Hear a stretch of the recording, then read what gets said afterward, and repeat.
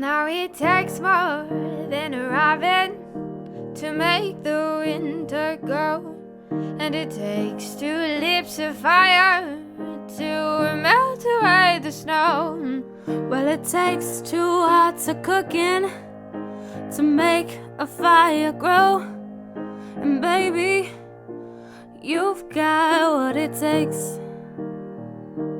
No, it takes a lot of kissing to make a romance sweet.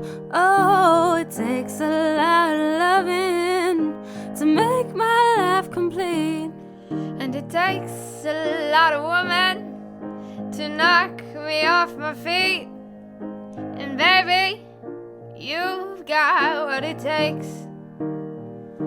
I said, ooh,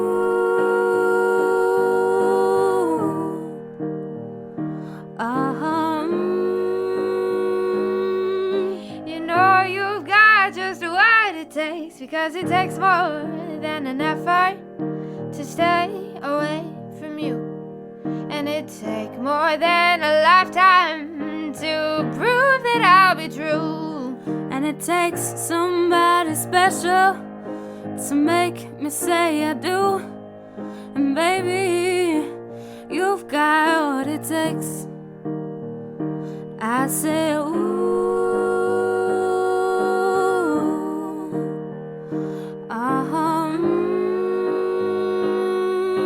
you know you got just what it takes, 'cause it takes more than an effort to stay away from you, and it takes more than a lifetime to prove that I'll be true. But it takes somebody special to make me say I do, and baby, you've got what it takes. And baby, you've got what it takes. My father and mother were both born in the French-German settlement called St. Joseph's, Ontario. Half a mile or a mile from the shores of Lake Huron, in the county of Huron. And he was Peter Masse, the birth son in the middle of 12 children to Nelson and Germaine Masse. And my mother's side was a Nitu, in the same district, but born to Edward and Amelia Etchue. And the Etchue is spelled E-T-U-E, and it's pronounced like Hetchu. And all of that is a derivative of the French word from France, spelled H-E-T-U, but when they were taking census, they were English speaking, so they pronounced that word that they looked at and saw in a phonetic type of way. So that's where Etchue comes in. So I was born, my mother and father were married in that same area, Zurich, Grandin area, and they were married in October of 1937. A striking young couple, very good looking, dapper dressing for what you think in the 1937s. I was born in July 10th, 1939.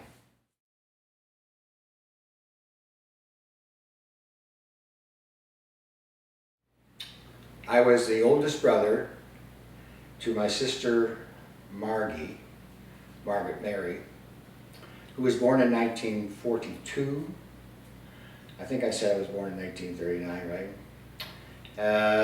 That was followed by Joanne, who was born in July of 1943 or 4, and Pauline was born in March of 1945, and come lately, Douglas, was born a number of years afterward. He was born in 1957, 45, so that's 12 years. He was born in May 1957.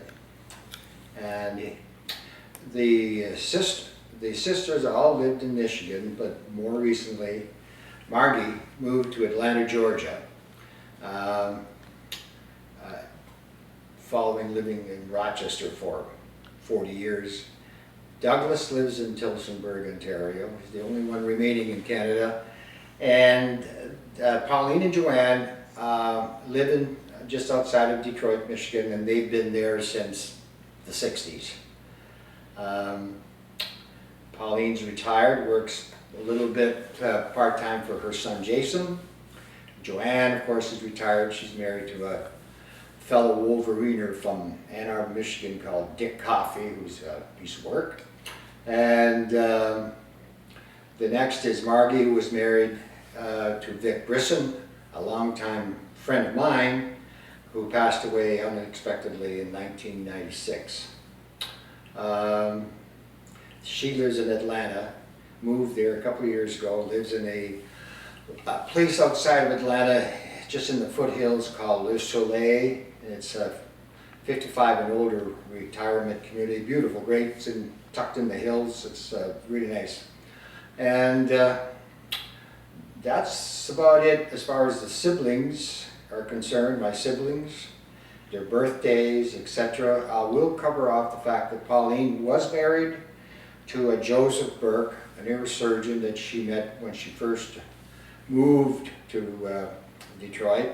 Very, very nice person. They divorced a number of years ago. He remains alive and he's probably 85, 86, something like that. Very successful surgeon. And Douglas, who's married to Marilyn, a local girl in the Tillsonburg area, and they lived in Tillsonburg and they've lived there for.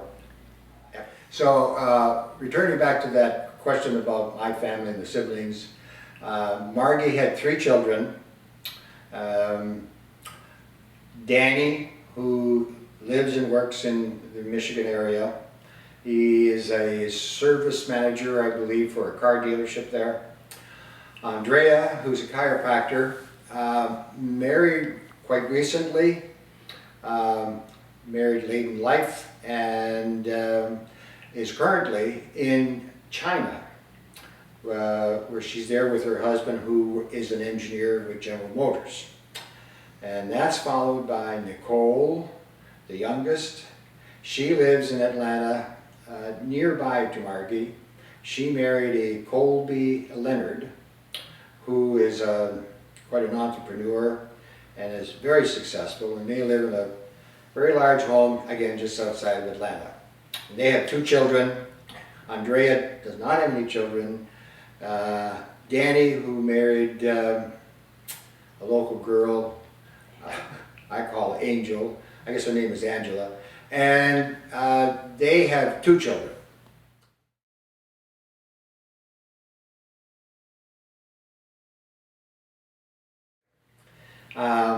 I don't suffer from a fantastic, great memory, so it's a struggle for me to get successful to that question. But what I do recall personally is, I would guess it was probably 1942, 43, that made me 3 years old, thereabouts. My father and mother, the image that I have, it's like an image, it's like a short video, is that we obviously were returning back to the farm, which we'll speak of in a moment. And I remember we're in a very old car, and I've since learned that it was a 1939 Pontiac. And my mother and father were returning to the farm from a trial run in Windsor, Ontario, where he worked in a factory. I think it was called Ellie Young's, and they made springs for the cushions in automobiles. It wasn't a long stay, I'm going to guess a year, year and a half, and that was preceded by a short stint of my mother and father on the same farm that I will get into. So they're returning back to the farm, giving up the city life in favor of country farm. And I'm in this car, and it's at the entrance of what was quite a long lane to the family home and barn. What I'm guessing is probably something in the neighborhood of a good 4-iron, 175 yards in, and I'm in between my parents, and I recall my mother speaking very excitedly and expressively, trying to get me buying into where we were, and that this is now our new home, and yippee-yi-yay, cowboy. And that's the earliest I recall. And the only thing backing that up was probably a year. So I was about 3, 4 years old, and probably somewhere around 5 or 6 years old. I was taken to, I believe, the hospital because my father and some people had a big fire going with coals and timber, and they were putting irons into this fire, and one of them was an axe, and the reason why. And so now they're trying to remove the axe handle from the axe itself, and it's of course not coming off. So being a kid that's 5 years old, I say just a minute in French and go and grab the hot axe, my contribution to trying to remove this. Of course I burned my hands to shit and off I had to go to the doctors and the hospitals to get attention. Those are my earliest memories. I don't know how suffice that is, but that's my best.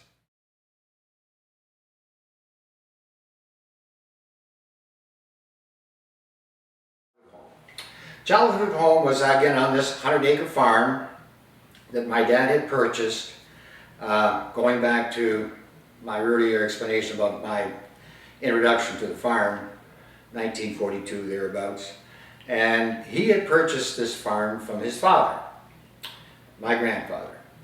And it was 1.5 miles plus from Lake Huron, and it was very, very rich soil. Very rich soil, and anything you put in the ground, it just would grow.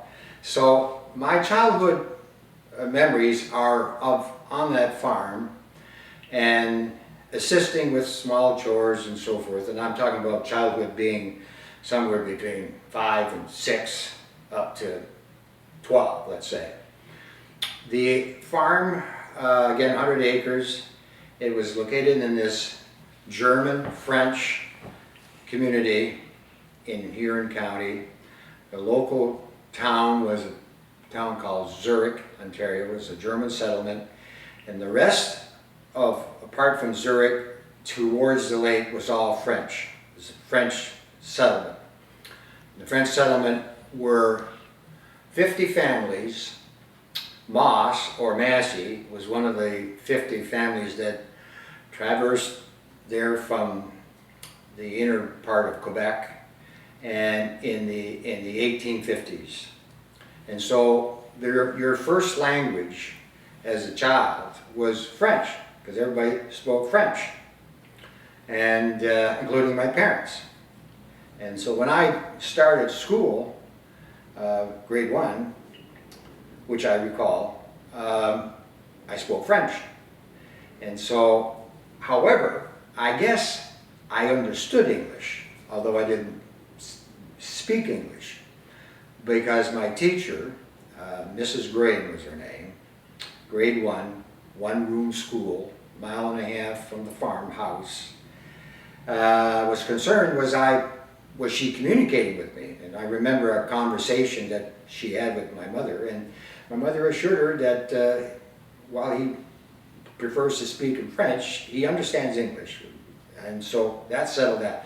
But casually and over time, the speaking of English in schools becomes your first language. It's a reverse. And such to the point that eventually you don't speak French anymore. You speak English. And that was the case with all of the people that lived in that area. They initially spoke French, but now they're all speaking English. So that was my childhood, and I attended, as I said, a one-room schoolhouse that was about 1.5 miles, and we walked every day, winter, every day, summer, as my sister attended, Margie attended that school as well. And then it came a point in my parents, primarily my mother, who was a very spiritual person and very religious, we'll speak of that momentarily, wanted or preferred my education provided by the nuns.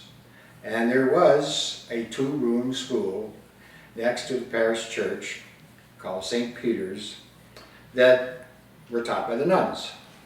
And grades 1 to 6 was junior, and 7 and 8 was the senior room. At any rate, I attended up to about grade 4, grade 5 in this one public school taught by Mrs. Graham, and then Mother one, and we attended the school at St. Peter's for the balance of my education, Margie as well. And that was a little further away, but that was the objective. And we walked to that school too. And back, unless it was, very, very bad weather, and then you were picked up by your parent. And as far as the early childhood, that would incorporate also the schooling part, but in addition, chores that increased with your age that you just undertook doing as part of farm work. And that would be feeding the animals, making sure they had water, and this is prior to the automation of what my father did. We'll talk about that. But that, and cleaning and the like of that. And so the other thing was that at an early age, for some reason, I became very adept at running anything that made smoke, made noise, and was called a tractor. I was able to manage driving a tractor as early as age 10. And at age 12, my father would regularly, because of my innate ability of being able to conduct it, I would be given a field to cultivate, disc, whatever it is, as early as age 12, and managed it. So I really preferred sitting your ass on a tractor rather than doing barn work and that type of labor. Much preferred it because it's more enjoyable and so forth. But there was also manual labor called like hoeing row crops, being beans, corn, what have you. So those were the days in the summertime that you undertook doing as a child. And I'm saying childhood up to, 14, 15 years old, that type of thing. And, when you, and also when you're higher grades or in junior high school, I had Saturday jobs, one of them which was every Saturday to, it was called chop the grain into a powder or chop for the animals. Every Saturday that was a 2-hour job, etc. Very different from what you would imagine kids today doing in cities or in towns and so forth, but that was the norm. And that wasn't just special for John. Everybody in the community had work to do in farms.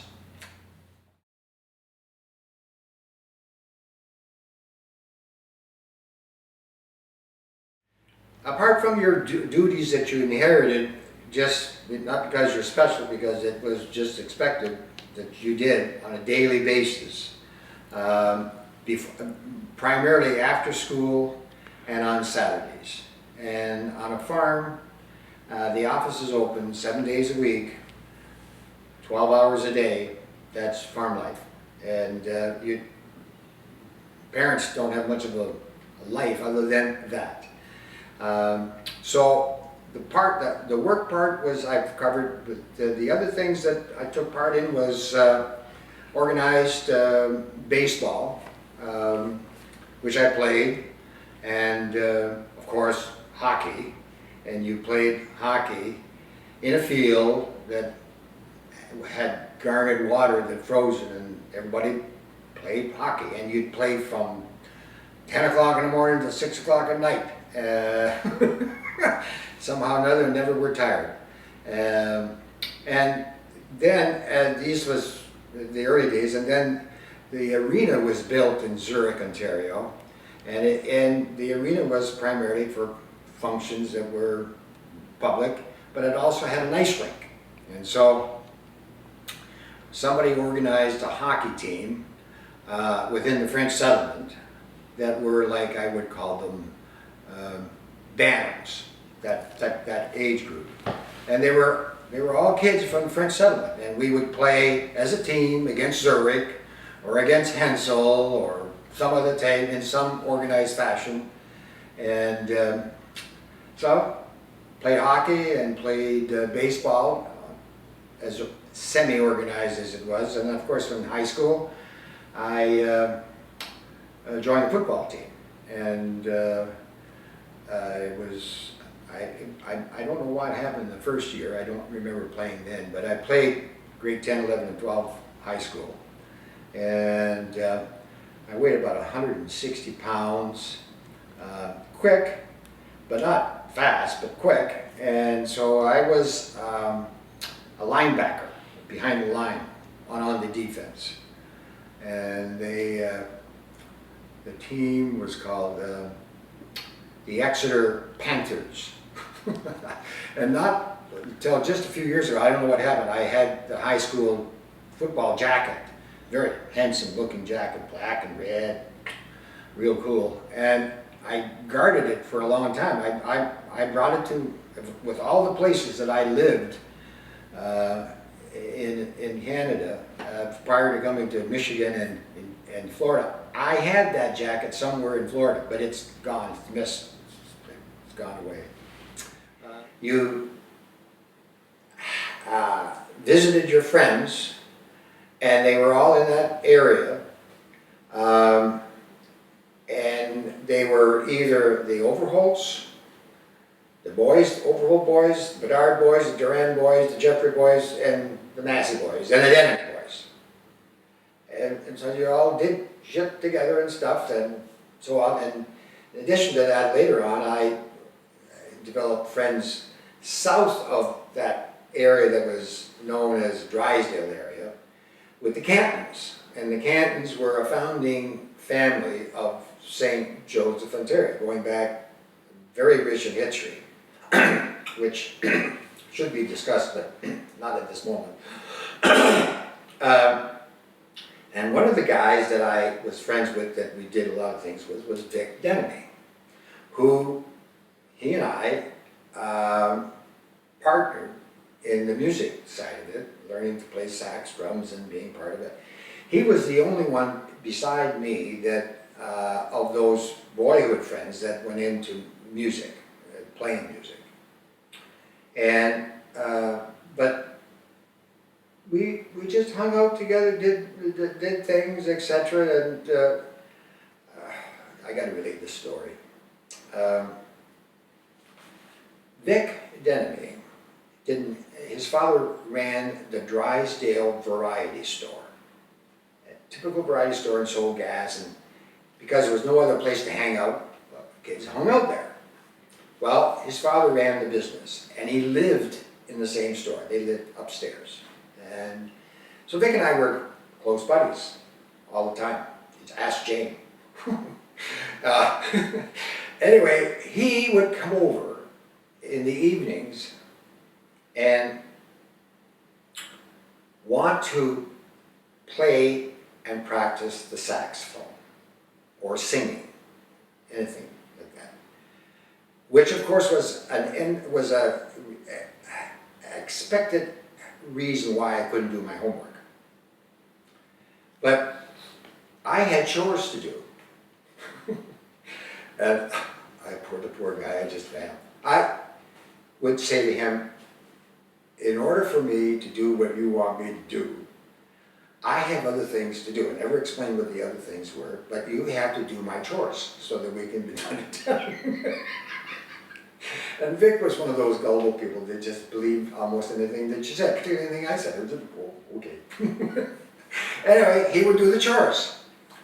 And I was a fan at the time. I'm like 13, 14, 15. Well, I can't be because he'd drive over, you know. And so I had to be 16. And anyway, high school, and I would listen to stories on the radio or watch television while he was doing my chores, because I had certain things I had to do. And he could never, ever, ever. And so one of the things was making Vic, putting on very unbelievable things. And I'll quickly tell you a story that happened, true as life. You said, what did you do with your life? Well, one of them was to tease Vic and put Vic through horse shit. One winter, it was a horrendous winter with heavy snow, impassable roads, and storms. And when that happened, you were landlocked, you just didn't do anything. Well, this one time, everything shut down. Huge storm, phone rings. So, and while I'm on the farm. One ring and 4 shorts. That's the phone. We had the phone. So, it's Vic. And he wants to practice. And the reason I said, we can't practice. Roads are closed, can't practice. Well, if you took the tractor and came, then we could practice here. And I said, Vic, I can't. What am I going to do with the saxophone? What am I going to do? It's a tractor, you know. What am I going to do? What you should do, Vic, is you should come over and if you have a problem, I'll go and get you with the tractor, and I'll pull your car with the tractor. And that way, the saxophone's not getting damaged, your saxophone's not getting damaged, etc. Okay. I had total disbelief that he would ever get the car from his father, but he got the car. Of course, he got about a quarter of a mile away, and he got stuck. And this is where the fun begins. 3 calls. Party line, 1 ring, 4 shorts. Nobody's doing anything. You know the whole line is listening, because there's nothing to do. Television is available, but only at night. So there's nothing to do. So he starts, and he's calling from this new neighbors that bought a farm, a little farm, and that's where he's calling from, and they're from Holland. And they speak very poor English, hardly any. Their native language is Dutch. And their name is Van der Gooten. So he's calling from Van der Gooten's place. This is the misery that I put this poor guy through. But he would always come back for more and more and more. So he's calling, he said, John, I'm stuck. You'll have to come and get me. Okay. Where are you? He can't pronounce the name correctly. And I make him repeat it, and repeat it, and repeat it. To the point that I bust him, and you could hear the line going, ding, ding, ding, they're all laughing. He's going through Vanderguts. I'm saying Vanderguts? There's no Vanderguts, Victor. Where are you calling from? Well, Van Tuten. And of course they're listening, and this goes on for 5 or 10 minutes. I can't take it anymore. I'm breaking up laughing and so forth. So finally I said, I can't get through. We haven't tried. I said, I know I can't get through. I can't get the tractor out of the garage. There's so much snow. Okay, so he has to leave the car there. But he left it and walked home. But the point was that I made him go through this 10 minutes of Vandergooten, Vandergut, that, that. Poor Victor. But anyway, that's my childhood as it was then. And of course, when you turned 16, it was automatic that you got your driver's license. I mean, there wasn't any discussions, you know, are you ready, etc. And so my mother drove me to Exeter on July the 10th, 1956, and I walked away a half an hour later with my driver's license. And you just had the car. The car that was your mother's prior became John's, and the same with all the kids. You drove their car, and you had access to it most any time you wanted. And it wasn't a question of being able to drive, because I was driving since I was 10 years old, something, you know.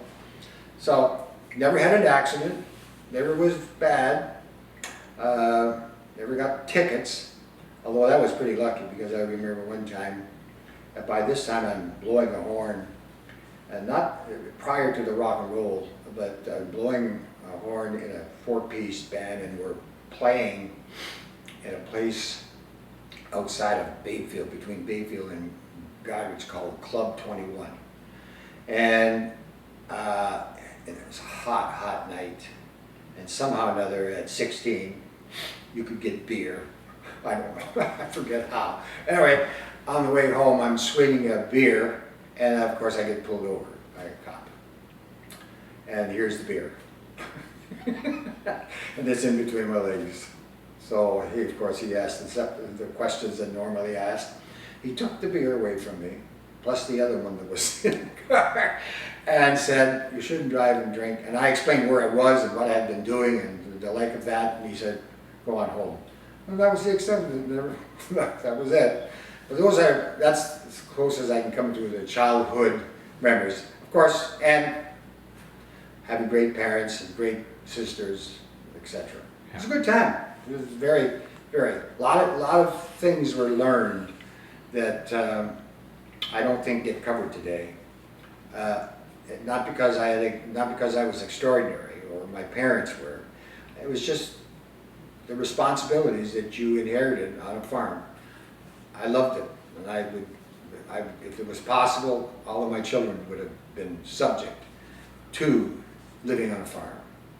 Although when I was given the option by my father, I remember working in a wheat field, and it was a field right close to the road. And by the way, the road was the 14th concession, R2, Zurich, Ontario. And my father and I were working, and it was in the summertime, and cutting across the field on the road on the 14th concession is this red convertible, yummy looking, dust flying behind it as it runs down 60 miles an hour. And I stop and I'm looking at this, and my dad says to me, "Would you like one of those?" I answered some ridiculous question, and then he pursued saying, I don't know, maybe it was as part of the timing, but it caused him, the pause, to say, "Did you want the farm?" As much as I speak about the farm and the virtues of it, I answered as fast as possible, "No." No sale, didn't want it, exactly. And that was a turning point for my dad, because it was right then and there he started selling cars, and he had never sold anything before, but we'll talk about that later. But that's my childhood rendition.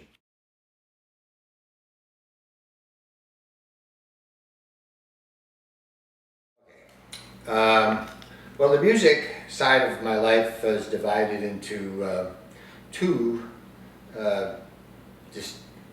distinctions. One would be the music part, where you're a player, you're a musician, and the other is the institutional side. That came, of course, later. On the musician side, I remember I was 12 years old, and my father knew from past conversations that I had an enduring desire towards the saxophone. I thought it was a marvelous instrument. And at the time, the beginning of doo-wop music and rock and roll, there was a lot of sax playing. And my cousin, older cousin, Jack Laporte, had played saxophone and played in a band, so he was pretty good. He lived in Windsor, so that was an influence. So my father, when I was 12 years old, came walking in one evening while we're all sitting around doing nothing after chores, and he's got this silver saxophone. And he didn't know it, but it was a C melody, which meaning that it was pitched to that of a piano, and that didn't work in later bands. So anyway, I learned, I took 6 lessons, I remember, in Zurich, from a teacher that would come to Zurich on a weeknight from London, and he'd teach 30, 40 students wind instruments, trumpet, trombone, saxophone, clarinet, etc. And the lesson was 5 minutes, cost 50 cents, and the rest of it, and that was, so there was about maybe 30 minutes of lessons for everybody, and then the rest of the hour or hour and a half was playing in the band, and it's like a marching band. It never turned me on, I just wasn't into marching bands. So I learned to read music, not complicated music, but I learned to read music enough that I could advance myself. And I learned to play saxophone, but mostly what I played was by ear. And a ear is not something that you can develop it if you have it to begin with, but it's not something you can do without. So if you have a ear, you're blessed with it, and you pick up songs in your head, and then you learn how to play it on on your respective instrument. And so that's mostly what I did. So 12, 13, 14, learning to play saxophone. So a bunch of us guys who played in music in high school formed a band called the Discords. And Billy Pullen was the leader. He was the pianist. He was an excellent pianist. He became a pro, actually. So I played sax, and there was 9 different people who played trombone, clarinet, etc. But I managed to get a gig at Paris Hall for a Saturday night dance, and so we were doing this gig, and it was one of the first in our lives. Billy Pullen somehow or another got some beer, and he got drunk, really drunk. And of course his parents learned about it. They were uppity in the school, and so it got back to the principal, and the principal called us in and said the band's going to be disbanded because you played at a place like that. So that ended the Discords, etc. But members of that band, the Discords, went on and did other things on their own. And a buddy of mine, Dick Denemy, he got into the saxophone type of thing too, so we learned together. And we would practice all the time. Finally, about 15, 16, we just thought we could form a band, a garage band. And we did. And it was called, are you ready for this? The Melody Masters. And it consisted of Betty Bell on the piano, she was from Hensel, me on alto sax, Dick Denemy on tenor sax, who later switched to drums, a blind guy called Grant Eddicoffer, who was 30 plus years old, and had played in bands before, but he was unique. He couldn't read, of course, because he was blind, but he didn't have a ear. So what he learned to do is that he'd memorize the song, and you'd have to go through it, but he'd have it, he'd memorize it. Remarkable. And Joe Overholt on guitar, and initially Brian Jeffrey on drums. That was the group called Melody Masters. So we got our first gig for a Valentine's dance at the Zurich Community Arena. That was our first gig. And we were pretty good. And we kept practicing, and every Sunday, practice. Everybody together. And we got to the point that, this place would call, Lucan would call, London would call, Exeter, etc. So we started having gigs on Friday and Saturday night, all the time. All the time. Right up until I was 19, 20 years old, prior to my marriage. So that was the dance band part of it. Dance band. Along about 58, 59, we're doing a dance, I forget where, and these two guys come up at the end of the dance and they want to take part in the last few songs. I never met them, I didn't know them. They were from Godrich. One was Marty Beckler, and the other one was Wayne Muke, who later became known as Buddy Carleton. And so they filled in, we did the gig, and so he started punching his story, and why he wanted to do what he did was to capture us and convert us, not the whole band, and he played guitar, to rock and roll. And so that's when he started playing rock and roll.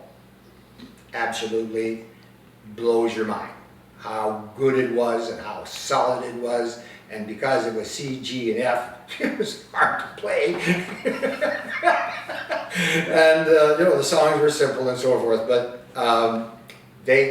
so that's how that started. Then they called themselves the Stratotones, and I played tenor sax at that time. The alto was set aside, played tenor sax, and I also had some point in time prior to this on the melody, I played clarinet a little bit. I don't know how that got involved, but the fingering was similar to the sax. So anyway, I'm on tenor. Vic Denemy, great drummers, now playing drums. Marty Beckler on bass. Buddy Carleton, a great musician who became, renowned in rock and roll, professional group. And a kid from Kitchener who played trumpet. Michael Weckel was his name. And another great musician to this day. I mean, I quit like early, but these guys went on. And so we played gigs all around. Now, I don't know how we managed this, but somehow or another, we played dances in all over the place, everywhere. And weddings. I remember doing a wedding in Sarnia, and the word just got out, and people would call and say, you know what we did. And this particular time that comes to mind was we got to play at the Imperial Hotel in Grand Bend in a bar. And Marty was underage. So that's when he took the name Jim Finch. And he became Jim Finch from that time forward with false reputation. But that's how we were able to play in this bar, in the Imperial. And there's a picture floating around, that is taken at the Imperial Bar in Grand Bend. And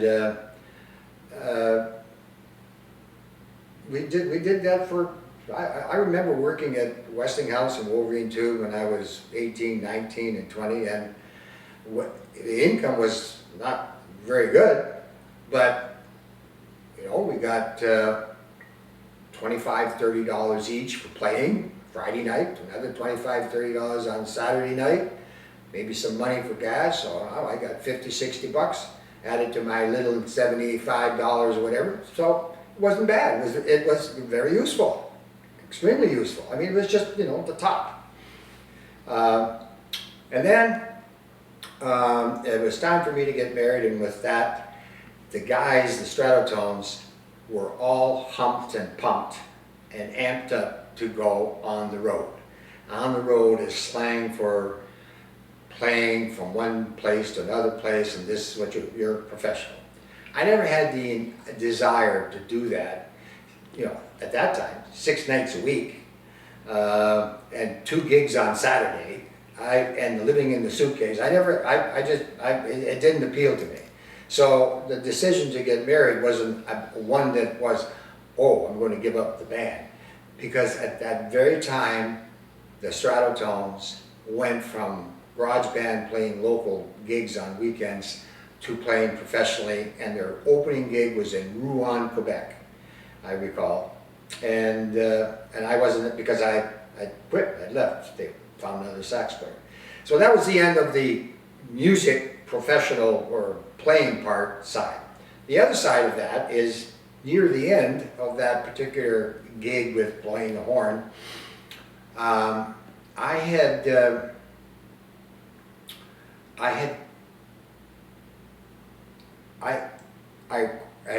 quit my job. No, I didn't. Well, how did that work? I went from Westinghouse to Wolverine Tube. Oh, yeah. And I got sick. I had to get my appendix out. So I was out of commission for a couple of weeks. And during that time, I was given a story at the Wolverine Tube, which I'll get into how I got into that. That was by deceit also. That I had to get a degree in accounting because I was in the accounting department, cost accounting. So I had to go to school to get it, and the comptroller said, "You've been here this long so far, we like your work, you're doing very good, yeah, but you need to have your degree. And so you need to do that." Well, I firstly thought, well, okay, I'll go and get my degree in accounting. I wasn't in it. The other thing, I wasn't that really hot about it because the concept of sitting at a desk in your head before you do it and doing it for 8 hours is very novel. But when you're actually doing it, it's boring as shit. So I wasn't really sold on it, and then I inquired that this degree that I was going to be receiving, working towards, was 3 nights a week, 7 till 10, for 7 years. The dream quickly faded with the cost accounting, and so I declined to take this. And with that, I began, because I knew my days were certainly numbered. So with that, I started looking at the paper. Well, then I got sick, or not sick, but surgery. And in the course of that, I resigned because would be now or 2 months from now. So I had looked in the paper and had found this ad. And it was strange, but the attraction was music. Click, click, 2 dots come together, music. So I apply, and I meet this guy by the name of Rand Green. Laid back guy, wouldn't care, just high pressure, was nothing in his language, didn't understand it. And he was the manager for this outfit out of Toronto called the Audio School of Music. So the deal was, the concept was guitar, violin, and accordion, piano accordion. And it was for the country bumpkins who didn't have access readily to a teacher. And you bought this deal for $199. It included an acoustic guitar, a music stand, music material, a record player, and the first package of 1/3 RPM records. And the records taught you how to play, and your teacher would visit you once a month for an hour in the country. And of the $199, $100 was your commission. So, kind of like the idea, and but I said to Rand, I haven't sold anything. At this point, my dad is in the car business, pumping them. But I didn't have any knowledge of sales. So I said to Rand, I said, well, I'd like to see you do some presentations and closings. He said, absolutely, it has to be part of your training anyway. And so the leads came, nowhere possible today, with you attending a public school in the country, where you approached the principal or the teacher and told your little story about handing out these sheets for a music program that was fitted for country students. And of course, they didn't teach music in the schools at that time. So you always got it, well, sure, okay. You'd be kicked out of school so quickly. Anyway, so you arrive and you give the sheets out to the students, and they take the lead sheet home, and those that were interested brought them back, signed, and you'd pick them up the next day. That was your lead source. Well, I watched him do 5 presentations, and he closed 3. $300. So I'm sitting there and I'm saying, let me see, he did that in a week. I worked at Wolverine 2 for $62.50. That was after 2 or 3 promotions up from $37 a week, $62.50, and I'm going to make $300 in a week. The math isn't difficult. So, yes, I'm on board. So I start with these lead sheets, and luck, beginner's luck. I go on 10 leads and close 10. And the manager is, he'd never seen anything like it. No one's, but it's not that I'm persuasive. I'm just going, I don't know different. I'm just doing what was said to do. But nobody's saying no. Bang, 10. Well, everything's going along, Humpty Dumpty, just fantastic, but guess what happens? It's, it's the same thing as, eventually the Sahara Desert becomes no longer a desert. And eventually we ran out of schools where we could have our lead source. So things are drying up. Utopia quickly fades. So he says to me, John, I know this outfit in London, and I'm going to make an appointment for us. So that's when he introduces me to the Ontario Conservatory of Music, a company at the time that's been in business teaching for something like, at that time, 26, 27 years. And they teach something like 9,000 students a week throughout Ontario, 100 studios. I mean, it's a whole different ballgame than what I'm saying. And your deal is it costs $10 to register, and you get an instrument loaned to you for 6 months, and you pay your weekly lesson of $1.95 per week. And I said you get an instrument for 6 months, and of course, but your first book is provided, but you have to buy your books and material there afterwards. $1.95, $10 versus $100. I can sell this, and the commission is $10. But so the upside of that is you got to sell 10 of those to equal 1 sale of the old. But there's not much of an option because the old is no longer applicable. So I start. And in the course of that, Rand Green, who was my boss, 3 weeks after starting, announces to me that he's leaving the company. And I will be reporting to the Prez and the Vice Prez on a weekly basis. Here's the keys, they'll see you Tuesday. I'm left to manage myself. And in the course of that transition, the president is a fellow by the name of Keith Turner, a man that had more profound teachings and knowledge passed to me next to my father, was a remarkable person. And the feeling, I don't know, it must have been something mutual, years later with the president, because he undertook my training and guiding personally. And as I learned later, he had never done that to any rook before.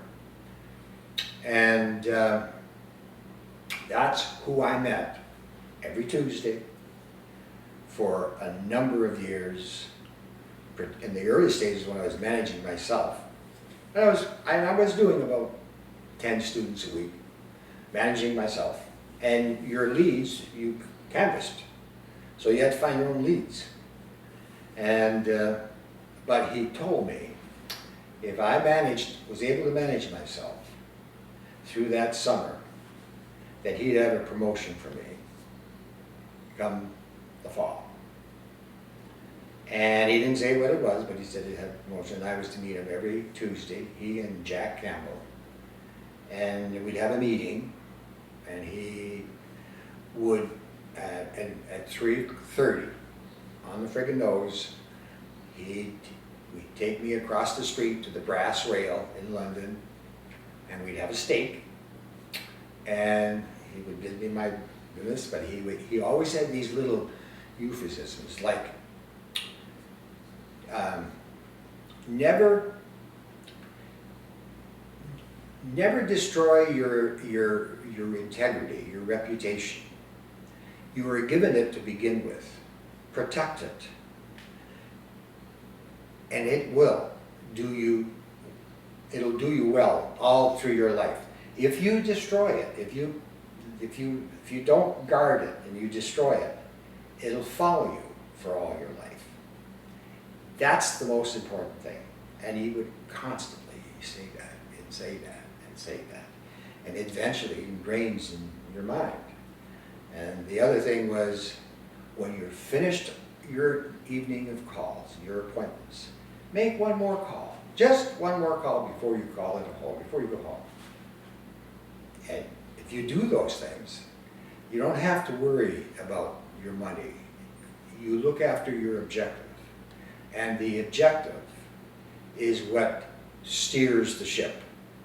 And throughout my sales career, that was just make one more call. When I was a manager, I would preach the same thing. But so anyway, the second part of what this question was, if we're still on track, is I did get a promotion in the fall, like Mr. Turner said. He would meet me every Tuesday, no matter where I was standing. And he put me in charge of an existing crew that at the time was a floating crew. They consisting of 3, 4, 5 people. And my job was to lead them, and some of them were 30 years old. I'm 19, 20, I mean, you know. But I decided, and they tested me, they pushed, but I decided I'd just, you know, lead by example, never mind the rest of it. So at any rate, everything's humming along fine, I'm doing okay, and Ducky Denemy, whose son Jeff is Kelly's boss today at the Hockey Hall of Fame, he and I we go back to the days of Grand Bend teenagers. So, and he works for a finance company called TransCanada Credit in London, and he calls me one day and says, "I've got this car I repossessed. It's in good shape. It's not perfect, but it's in good shape. You can steal it." I said, "Okay, what is it?" So he tells me. And in the meantime, my father had given me a car, a '56 Pontiac, when I was 17. I guess it was in payment for the work done on the farm and so forth. But anyway, I had this car. Unlike my other teenage friends who had car payments, I didn't have any car payments. So I look at this car, and it's a '58 Chev convertible with a 348 in it, and it is spectacular. How much? I think it was $1,700 or something like that. And I said, "I'll buy it."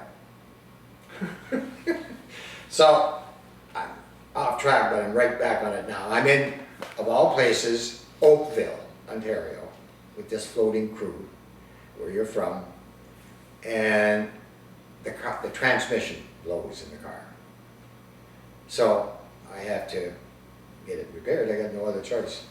And I tell the service manager I have to have a car, and otherwise I won't be able to pay you. And he's, anyway, somebody hits me while in the loaner car, and of course, I can't drive it either. Anyway, I went up the ranks of management, crew manager to eventually taking a position, a minor share position in a place called Simcoe, Ontario. And at that time, the Ontario Conservatory, in order to facilitate their aggressive expansion, come up with a plan called franchises. And so certain areas were franchised to franchisees. And I accepted a position with this guy, Merv Thompson, in Simcoe. And I was there for a year and a half, and he put me in instrument sales. And I never was any good at it. I didn't like it versus the registrations, enrollment of students. Didn't do very well. And at the time in Simcoe, I was married. And I think Jane and I at the time had 3 children.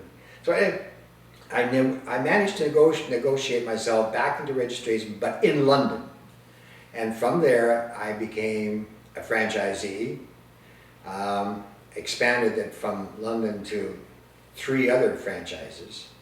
And at one point in time, heavy workload. I was teaching 990 students. I remember that number quite easily. Studios in Stratford, Lucknow, Ingersoll, Woodstock, Simcoe, St. Thomas, London. It was a wicked time. And when I say wicked, it wasn't wicked, it's the wrong word, but it was stressful. And I was in the music business, the institution side, for 12 years. On July the 21st or 24th, 1975, 2:30 p.m., I signed my daytimer as my last time with the Ontario Conservatory of Music, and that ended my music side, the institutional side. I learned so much, and part of that learning was, of course, self-learning, but being in business for yourself, making the payroll, having to make the payroll, paying the taxes, paying the bills, paying the frigging franchise fee, da-da-da-da-da-da. It was a tremendous learning thing. And importantly, in that early stage was this Keith Turner, an unbelievable individual in my life that taught me so much.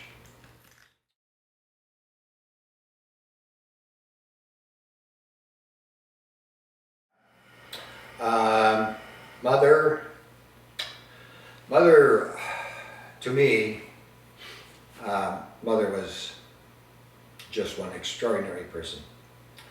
There are so many facets to her that it's just difficult to be able to explain them all, etc. She was born in 1916, married my father in 1937. Genevieve Atchoo was the youngest in her family. And she had one regret. Her family, let me say this, that the Masse side, or the Masse side of my family, were workers, hard workers, efficient, stamina unbelievable. The Atchoo side were not as aggressive, not as energetic, but were academians. They were university people, teachers, nurses.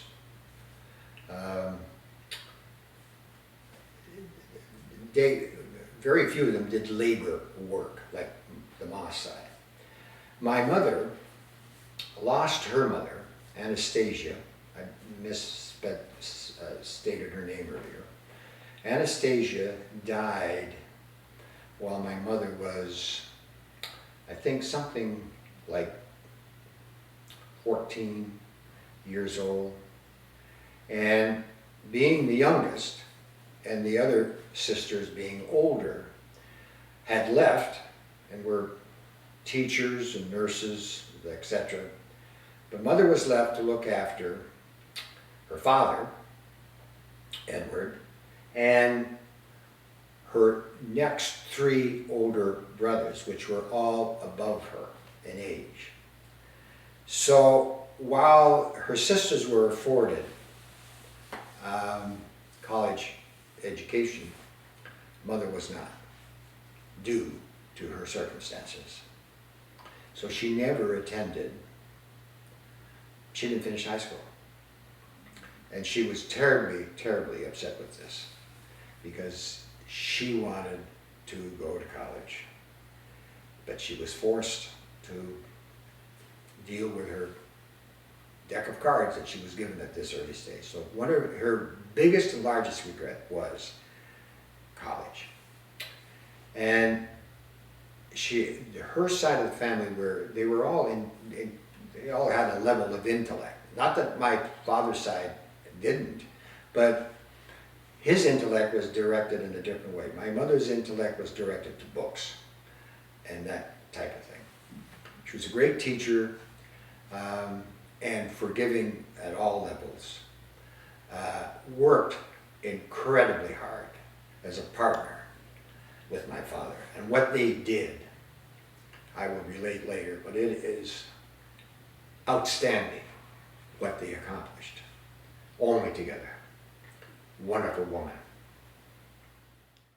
And just in closing on my mother, of course we related that she had 5 children, I've named them.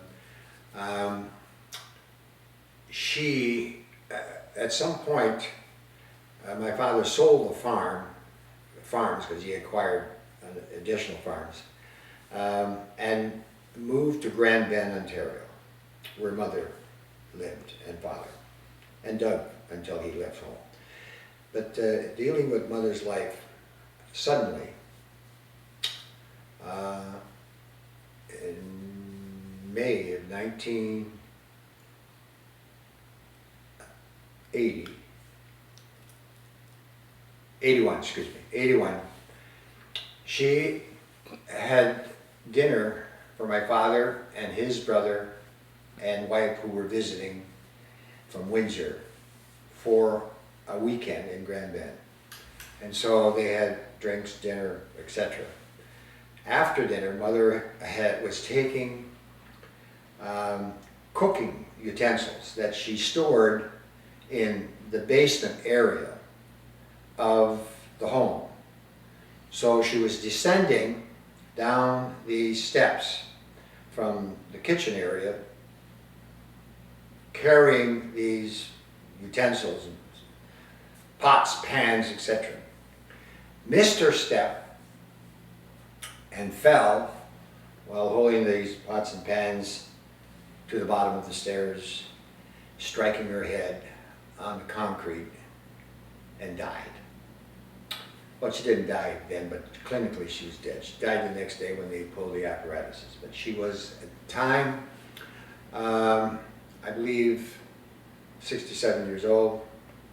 And the tragic of that is that Dad, who was a double amputee, was the person that should be dying, not mother. So it was a tremendous shock to the family, and she was missed horrendously at the time, and still do.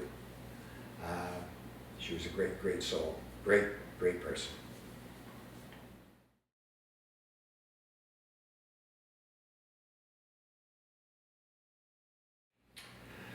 Yeah, well, Dad was a work machine. No one, his reputation, no one could outwork him. It's just incredible stamina and work ethics that I learned a lot from. He was born in 1914, 2 years before my mother. He was one of 12 children, as my mother was. He was in the middle of the pack. The rest of the family had left the area, the Zurich, St. Joseph, Ontario area, and moved to Windsor, Ontario. A few of them went to Detroit and were basically employed, the men were employed in the automotive industry. The wives basically were stay-at-home wives, mothers. I don't think any of them worked, unlike my mother's side. And he was the only one of the 12 that actually stayed in the homeland, if you will. And he bought his first farm from his father, 100 acres. He bought a second farm. That was in 1942. The next farm he bought was, I believe, in 1951, down the road a piece, expanding his cultivation area. I'm just going to give you a quick rundown on what he and my mother did. It's almost unbelievable. They arrived on this farm, as I had said earlier, introducing me to it. That's my first early memory, looking down this long lane. The farm consisted of a barn, an implement shed, a chicken house, and a farm home. 4 bedrooms, 2-story, and an attached garage. No electricity, no running water, no plumbing, no toilet as we know it, but an outside outhouse.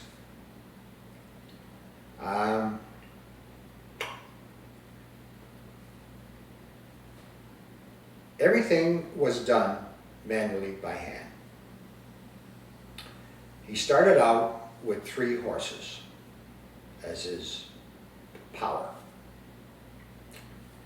From there, he built a silo, which is a concrete cylinder that's 120 feet high. You store animal food, primarily corn, etc. in this silo. He built that. He built a hen house and closed the hen house, it was archaic. Built a hen house as part of the farm structure. Piped in fresh spring water from the back of the farm by pipe so that there was running water within the farm barn itself. Converted, I said, to electricity. Bought 3 tractors, a combine, a thrashing machine, untold implements, 3 trucks, converted the parlor to a bedroom and made the bedroom a bathroom in the house. Moved what was called the summer kitchen to what would be a all-around kitchen, and paid for 2 farms, no debt, and started his selling career after being one of the most successful farmers in the area. And I remember one incident, why and how he acquired a thrash machine. The person that did the custom thrashing for the area bumped his rotation so that Dad ended up from the middle to the end of what would be when he would have his harvesting. He couldn't be out negotiated on that, and so Dad said, well, I can't wait that long. He said, well, that's what it is. You know, should have get off the pot. That's what it is. He said, well, I'm getting off the pot. He went out and purchased a thrashing machine, hauled it in from Hensel, where it came in by freight, and took half of his customers, half of the other guy's customers, in doing so, and ended his farming career by leasing out the farms, because he then had started 1956, I believe, in sales, car sales. Well, right shortly after the no was handed to him about my desire in farming, almost immediately, and he had, I didn't know this until later, but he had arthritic knees because he just worked so hard. I mean, he worked and he walked and walked. He had arthritic knees, and he came to a point that he just couldn't do it like that anymore, which was the driving thing to getting into sales. And he sold Pontiac, Buick, and Cadillac cars in a place called Zurich, Ontario, a one-horse town, but he was just really, really good at it. And after his first year, he sold enough cars that he became a member of what is the equivalent of the $1 Million Club. And it was called the Master Salesman Club for General Motors. He then became Supreme Master Salesman. Sold shitload of cars. And to the point that he ended up somehow or another holding the mortgage on the building, the dealership building in Zurich. I don't know how that came to be, but anyway, he eventually was to the point that he was finished leasing the farms out, and they moved to Grand Bend, Ontario, and he continued selling cars in Zurich, and he became the manager also. So he bought and sold. He ordered the cars that they wanted to sell, etc. And he did that up until he was supposed to have a hernia operation, and that's when they discovered they can't have the hernia operation. Your legs are just, you don't have circulation in your legs, and so he ended up, I recall having something like 7 exploratory surgeries when he was 65, 66 years old. He had a heart condition, was diabetic, he was very hard on himself, drank hard, worked hard, and smoked. And he was told not to smoke. And so he decided he wouldn't smoke cigarettes anymore, but he'd smoke a pipe. And he'd inhale the pipe this long. And everybody told him, what's the difference? He said, if I'm going to die, I'm going to die. But anyway, his death was horrible. He ended up being a double amputee. And I remember one time being in Grand Bend on a weekend, shortly after he was double amputee. And I heard a scream in the woods behind the house, which was part of the pinery in Grand Bend. And a scream of frustration. Couldn't walk. Had crutches to get around. And from being as active as he was to this was just heartbreaking. Really.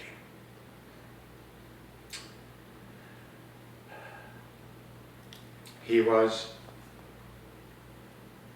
my hero, and he still is.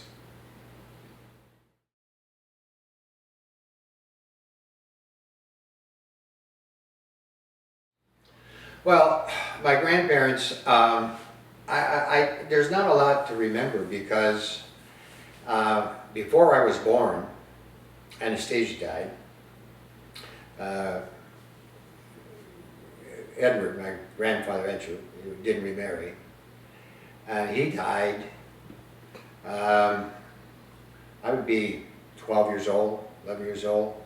I remember him, but he wasn't close to his family. He was, I don't know, he was like distant. Now, on the other side, my grandma, Amelia, died before I was born as well. But he, Nelson, who Dad purchased one of the farms from, he remarried, and he lived in a single-family home at the corner of Highway 21 and the Township, or the Township Road, which was a place then called Drysdale. And it was about 1.5 miles from where we lived. He visited often, and in his late years, he worked for the distributors of grain and beans in Hensel, who contracted with farmers for them to sell their crop to the distributors. And they were housed in huge silos next to the train tracks for distribution thereafterwards. And of course, during harvest, all the trucks that were required to transport would dump their load there. Well, he contracted with farmers for their business, for a specific contract. He died on January the 4th, 1950. I was attending school a short distance away. School being the one-room schoolhouse that I mentioned earlier. It was recess time, and I remember hearing the church bells ringing at the local parish church, which signified at that time of the day and hour a death. And I didn't know, but it was my grandfather, Nelson. And he had died in his chair about 10:30 in the morning, after he had went out and was shoveling some snow so he could back his car out. Felt some chest pain, came in, and died. That was Nelson. He died when he was, I think he was like 78 years old. He was for that time. He was up there.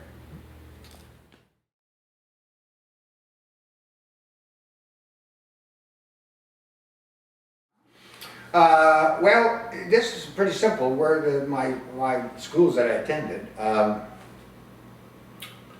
I attended my first school 1.5 miles from the farm, one-room schoolhouse.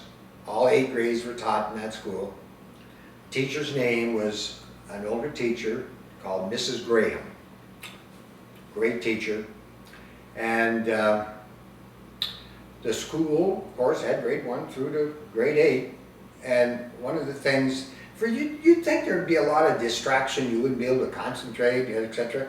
There was some distraction, but it was good distraction because you also learned things that the upper grades were studying, and it was like beneficial. And you had a recess at 10:45, and you had another one at 2 o'clock. You brought your lunch to school, and you walked home. From there, in grade 5, Mother prevailed and wanted us to getting a Catholic education. So, and Dad was not for it, and that's why we started out at what they call a town line school, and ended up at St. Mary's. That was the name of the school associated with St. Peter's Parish. It was a 2-room school taught by 2 nuns who were excellent teachers. And of course, with that went the regimen that you attended church service, which is why, of course, Mother wanted the primary reason, and that included, listen to this, you had the first Friday in the month service, you had all the Catholic holidays service, and you attended Mass at least once a week prior to school. And then you walked home. You got picked up if the weather was bad and so forth. So I finished grade 8 there, and then attended Exeter High School in Exeter, Ontario. Picked up at the farm by a school bus, and interestingly, all my friends that I had segregated earlier about Drysdale North, they all went to Clinton. The division was the town line between Hay Township and Stanley Township. So now I'm with my other group of friends, specifically Andre Canton and Philip Charette, who was a distant cousin of mine and attended school in Exeter High School.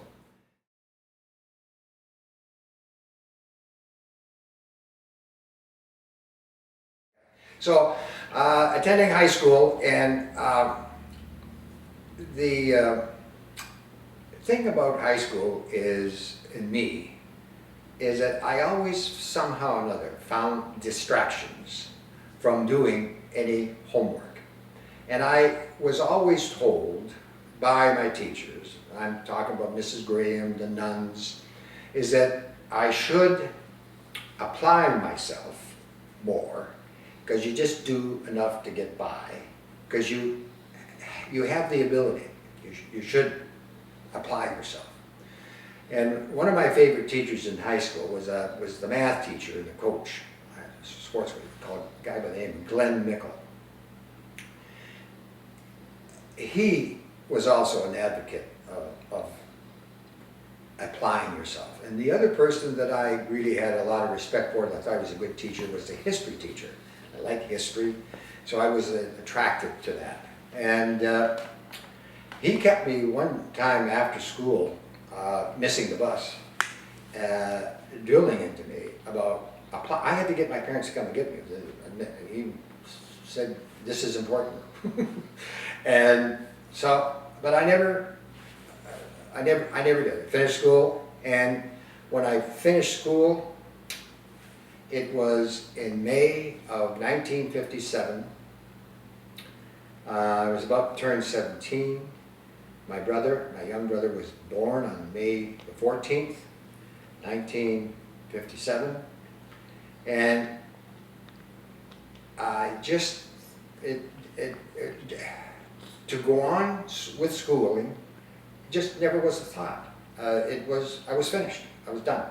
I was going to go and do my thing. What it was, I didn't know. I certainly didn't have anything in mind. There wasn't anything in mind. I didn't have any skills. And the one fault that I heap on my parents is that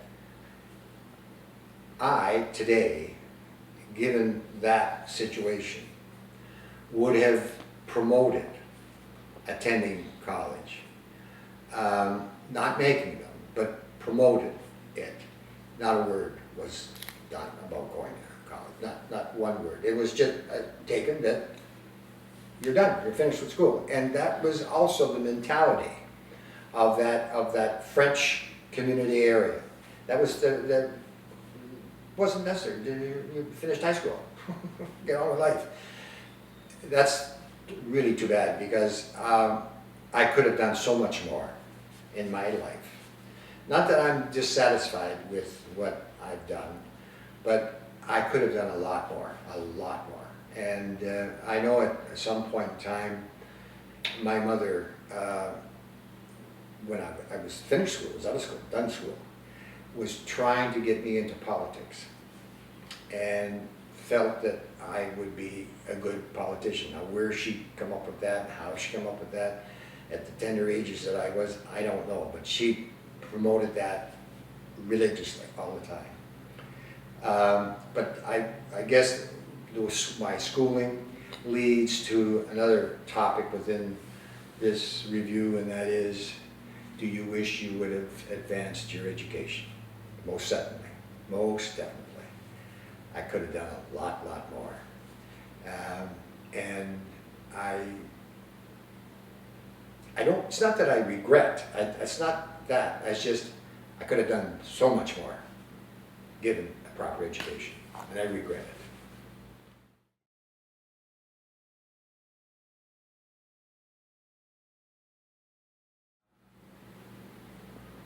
Russia launching the Sputnik 1, the advent of black and white television was huge, to use a word that our recent politician, one of them, used, huge, and it dictated a lot of what you used to do and what you now did. Because every night, in the early stages, if you were one of the lucky families to have a television, and we were one of the ones, starting at, like, I think 4 o'clock in the afternoon, the television station emblem would appear. And initially it was, and you got to buy an aerial on your home, outside aerial, that you turned manually. And your TV station was Channel 10 London, and it started at 4 o'clock, and there was one channel. And then, somehow or another, the antennas became better, and we converted to a better one, and by turning your channel, your antenna, we were able to, on good days, to pick up 3 of the Detroit stations. Snowy sometimes, but ABC, NBC, and CBS. And then there came another channel. But that really dictated what you did. 8 o'clock to 11 o'clock, you watched TV, and that was it. You did nothing else. And so that was, I would call, the availability of television as an entertainment, and that Sputnik thing that took place in 1957 by the Russians would be my answers to that.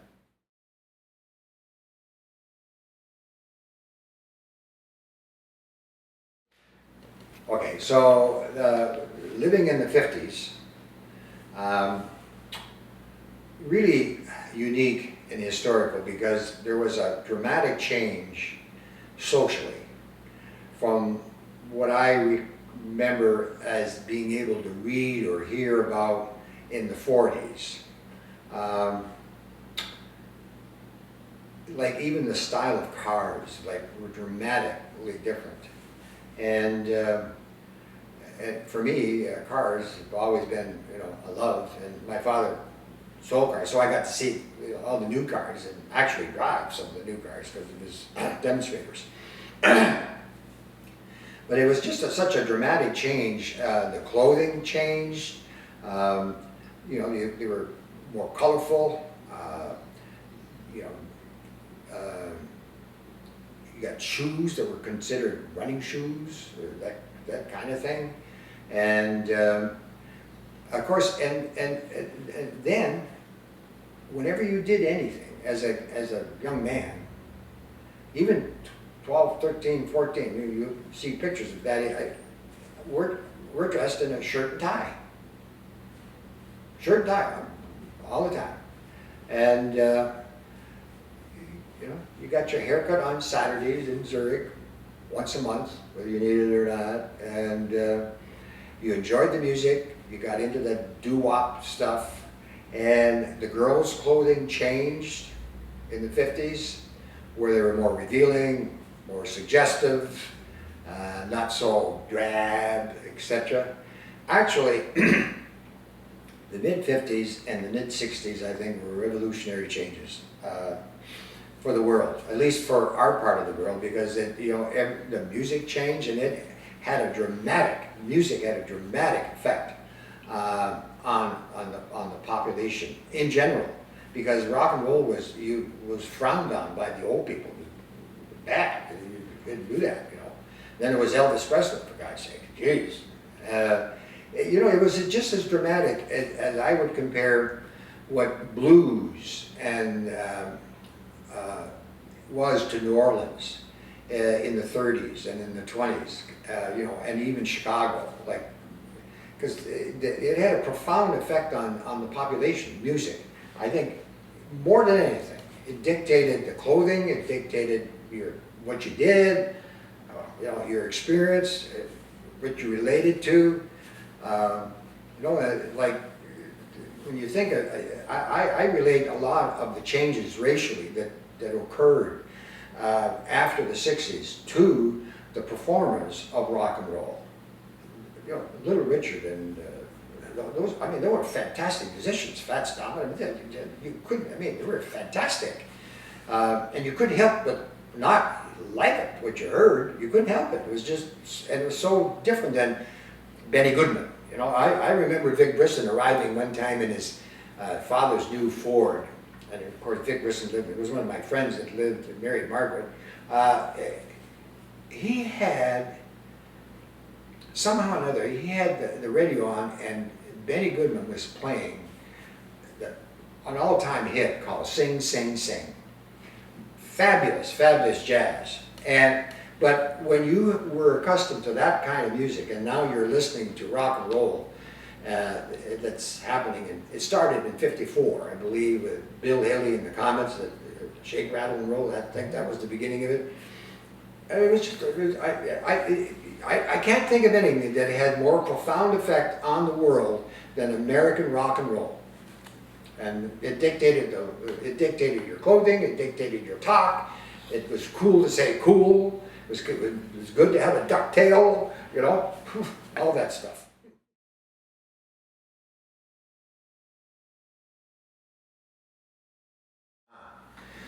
Well, I met Jane. Met is not the right word, in high school. And actually, before her, I knew her crazy brother, Bill, who was crazy. At that age, he was crazy.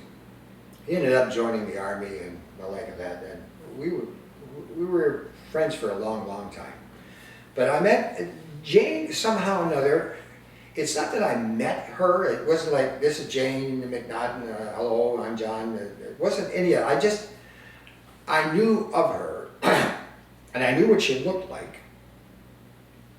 And she was good looking. And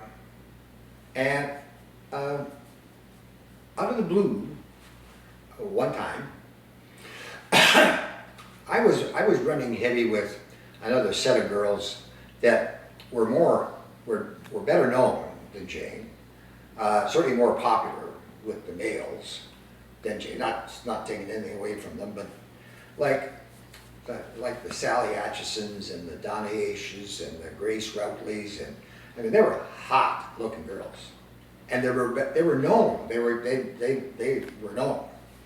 So, and I had dated some of them casually, and so there's a thing in the dance in high school at that time where the girl asked her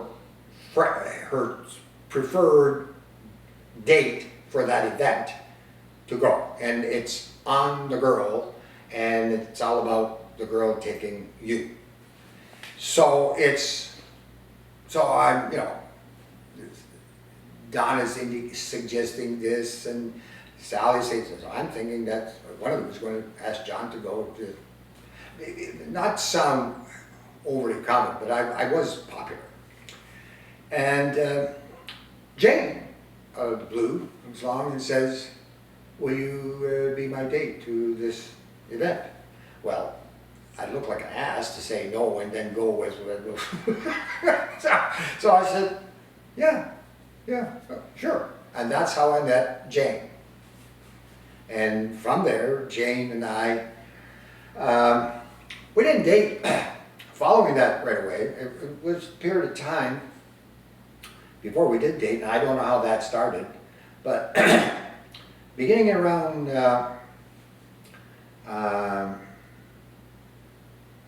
her later days in school, when I had already left, we dated, I recall, occasionally.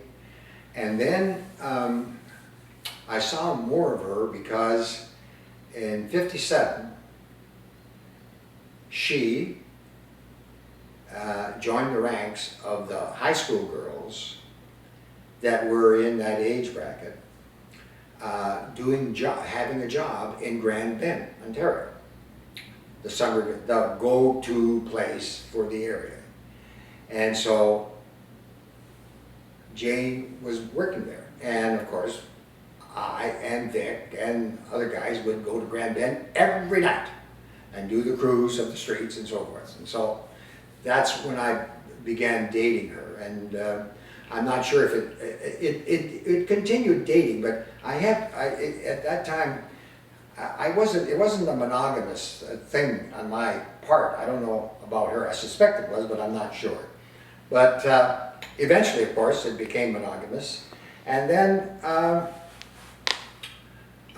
we're both in London. She's living there now, and I'm seeing more and more of her. And I decided that after some conversation, I would buy her an engagement ring. And we had the occasion to be in Detroit, probably visiting Vic Brisson and Harry Goff and those guys that I knew in Michigan. And Margie was dating Vic Brisson on the side, not on the side, they were serious. So we went to Detroit for a weekend, and I bought an engagement ring and gave it to her. And then, of course, things happened sooner than it was intended to, and we were married in April 1961, and I had been served notice that we needed to do something quickly because she was pregnant with Connie, and Connie was born in September of that year. That's how I met Jane and how we got to the marriage situation.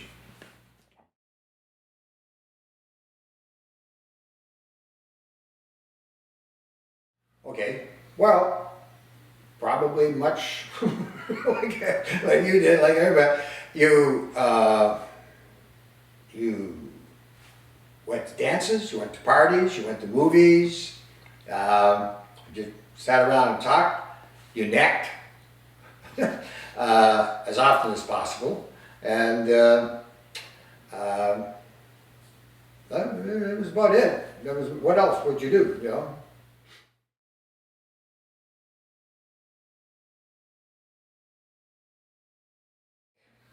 Oh boy, marathon. The wedding day, April 22nd, was a marathon. Vic Denemy and Vic Brisson were my best man and attendant, and Joan, Jane's sister, was Jane's attendant, along with my sister Margie. That was the wedding party. We were married at the local parish church in St. Joseph, Ontario, the St. Peter's, that I had attended parish mass forever. And the day began there, probably at 10, 11 o'clock.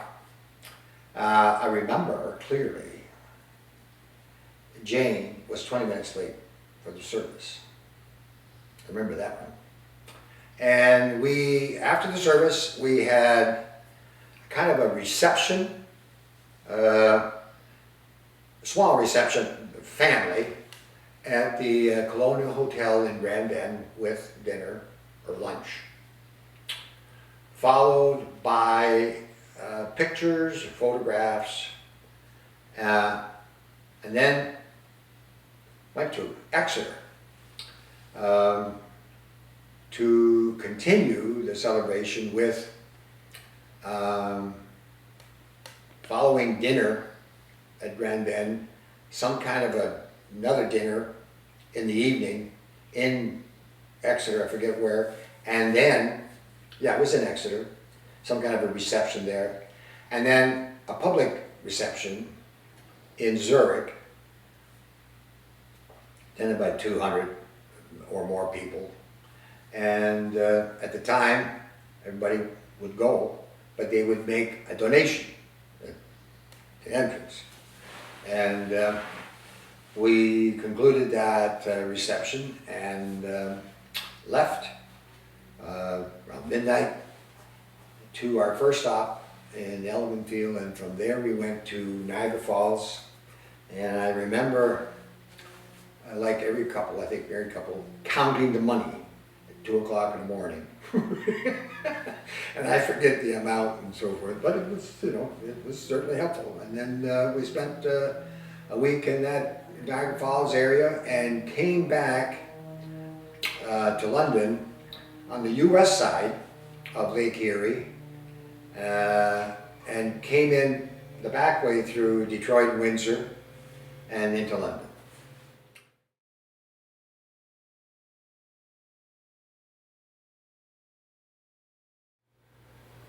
My 6 children, in my view, speaking as a parent of the group, are all remarkable. Remarkable without exception. Each is, while many look alike, are distinctive to each other. And the fact that they were 6 children of a broken marriage, and that they turned out in the manner that they have, to me is magnificently astounding. I don't know how I and we have been blessed with such exceptionalism. They never were involved in a bad way with the law. No one did prison time, do drugs. All of them found employment. None of them ever asked for a dime beyond their education. And with the exception of Julie, which I can get into momentarily, all were very respectful of their mother, protected her, and really loved her. All of them, no exception. I left them at tender ages. I recall and not will ever forget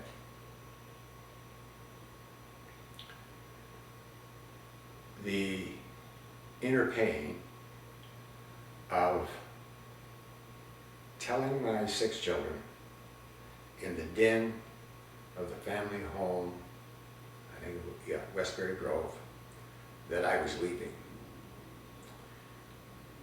And I was going to be leaving that the very night, as a matter of fact, right now.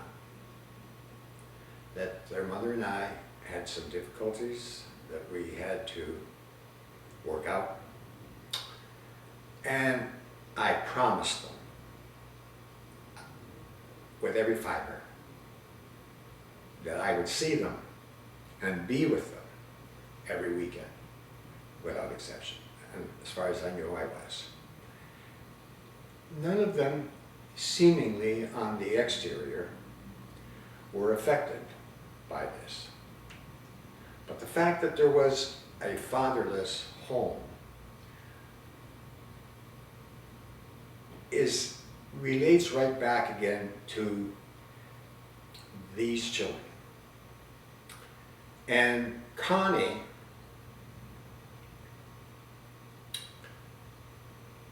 to the family was at an early age, way earlier than should be, Jane's right-hand person and the second mother of those children. She just took it on like it wasn't a situation where I'll sit down and make a decision. She just took it. And that's Connie. Stepping up. Stepping up. And doing it without lamentations. Doing it, seemingly enjoying it. But it had to be an extraordinary burden on her at this tender age. Had to be. You'd have to be foolish not to. And I can speak later to the hope on my side of reconciliation.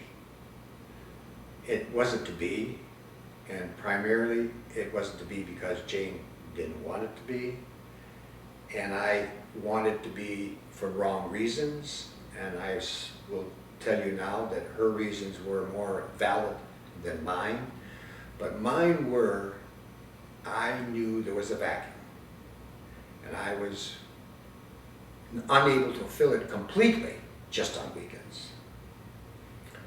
But the fact that they are emerged as they have, beginning with Connie, and that's a key to how they all turned out. That's a very important key. Not belittling Jane, because that, of course, is the first important key. Kelly is a very, very strong woman. And just took it upon herself. She and her mother had difficult times as a teenager. In part because in the hierarchy, if you will, of teenage girls, Connie and Jane were more than a daughter-mother. They were a friend-daughter-mother. Kelly never enjoyed or had that status. I'm not blaming Jane, and I'm not blaming Kelly. It's just the way it was. I was her ally when I was there. John was her ally. And when John left, it had a profound effect on Kelly. She left empty. Now, and just to continue with Kelly for a moment, closing it off, she left the London area and went to move to Banff, Alberta, and was there for, I guess, a year or so before she returned back to London. And then, of course, became involved or employed with a support system for the Toronto Stock Exchange, and started with the Hockey Hall of Fame, where she is today, and has an executive position. She's very committed, strong to her commitments and her strength, and Kelly would, in my opinion, would have succeeded at anything that she attempted to do. Julie is another different individual altogether. A warrior, someone that has to be doing something. She's afraid of little and will attempt anything that she thinks she can. She is of a devious mind like you've never known, maybe except the exception being her father. She is the type of person that, again, if she has something in her mind, she'll do it. And we can relate to something about when I had the scariest moments. That would be when Jane called me one night and said, "Julie's gone. She's been gone for a day. We don't know where she is." And of course, your mind goes into overdrive. You're on the phone with the police, calling this and that. You're going crazy the second day that you haven't heard from her. At the third day, you're about to be tied, And then finally you get a call from the Toronto Police Department. I'm living in Waterloo, Ontario, and the police department had found Julie under a stairwell in February. Scary time for a parent. We'll get into that more in a moment, but that's representative of Julie. Penny could land in the Sahara Desert, I'm quite sure, and somehow or another, within an hour, come out with a job, employed. Remarkable ability to be employed. She's very good at selling herself. She's got great personality. She's very, very good looking, and can basically handle any given situation given to her. She's got flaws, like all of us, but she's where she is, and she did it all by herself, without any help, including the strength and the commitment to move as a young girl by herself to an unknown place as far as other friends, to Vancouver, without work, without job, and pull it off and do it. Patty is one of the most street smartest persons I've ever known. Quick-minded, witty, capable of anything, very well organized. You will not find her in debt ever. And she's the kind of person that if she doesn't pay cash for it, she'll have it on her credit card and pay it off in 30 days. Very well organized, extremely well organized, to the point that you could teach from. And Jason, the kid, as his mother and I called him, never asked for anything, never was a trouble or a bother. Just one great kid that does everything that you expect of him to do, is a gentleman with women, I suppose, because of his early childhood with 5 sisters. Coming out of that one normal is remarkable. And Jason is one of the most reliable persons I know. Can't say enough about him.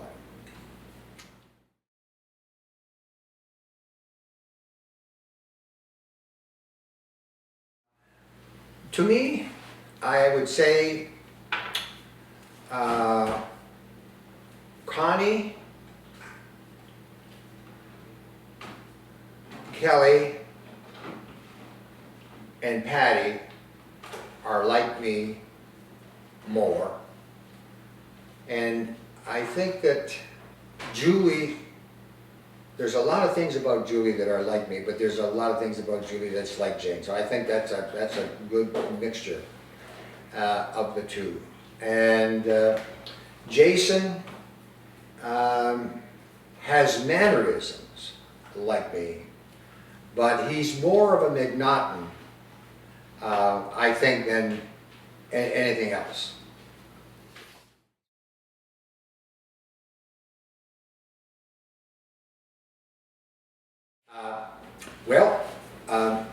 Frances. Meeting Frances resulted in a specific definition of who I am and what I am. To get to how I met Fran in the fall of 1994. At the time, I was delegated by Ontario Conservatory of Music, because I had a green card from the days of being in Detroit, to explore the potential and the eventual establishing the operation of Florida State Conservatory of Music at the invitation of the Florida Department of Commerce, who came and visited us in Ontario with a delegation saying that they wanted to sponsor us being in Florida. in doing so, over the many visits that I had from in the fall, I was to call on schools, school districts, for their support. And in doing so, I met Fran, as she was part of the Seminole County, where she had been employed for many years, as the arts and something else supervisor. So she was integral into getting that support. So that's when I first met her. There was, in my opinion, an attraction on both sides. It was not until I had moved here and the operation was set into motion and play that I first had my first dinner with Frances Strickland Kemp at the time. And she, undoubtedly, any idiot with 2 pair of pants could be successful if you had Frances as a partner. Anybody would. She is a rainbow of light, sunshine every day, hardly ever negative or down, supportive in every measure imaginable, a passionate friend, a wonderful lover, and how I was blessed is beyond what I deserve and what I expected. And I know the feeling that I had riding down on January the 1st, 1995, to come to Florida.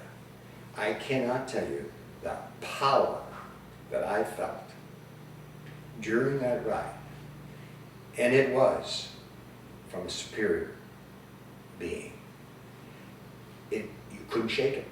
I just knew there was another reason, there was another thing very important that I was going to experience. And 7 days later I did. We married in 1997. We've had crosswords, but she's a lifetime partner. Unbelievably, a superior person.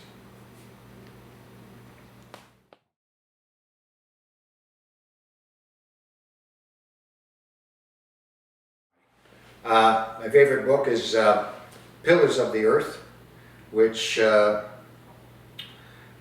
a writing of the building of churches in the 800 and 900 century, or year, into the 1200s actually.